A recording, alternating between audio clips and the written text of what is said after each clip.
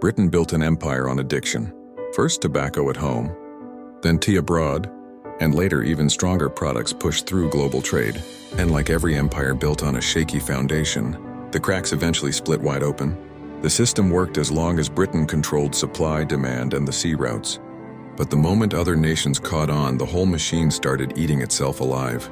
By the late 1700s, the addiction-based economy had a new problem. Everyone else wanted a piece of the profits. Other European powers began growing their own tobacco.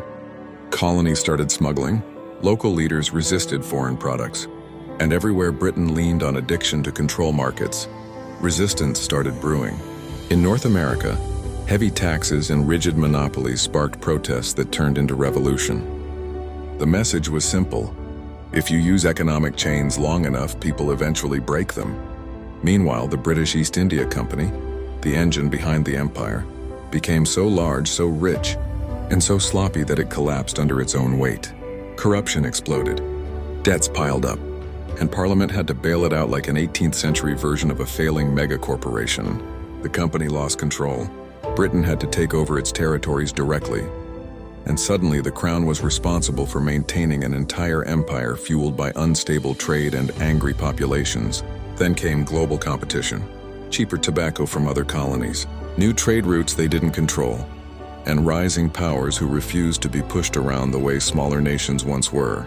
The empire's addiction-driven strategy, the very thing that made them rich, finally turned on them. Because here's the truth: addiction creates dependence. Dependence creates instability, and instability eventually snaps. By the 1800s, Britain had to shift strategies just to keep the empire alive.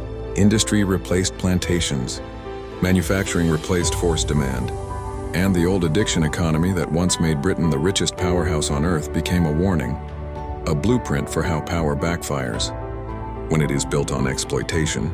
And that's the end of this arc. From tobacco at home to global domination, to a system collapsing under its own weight. If you enjoyed this trip down the rabbit hole, don't forget to like, share, and subscribe to Smart History for Dumb Times.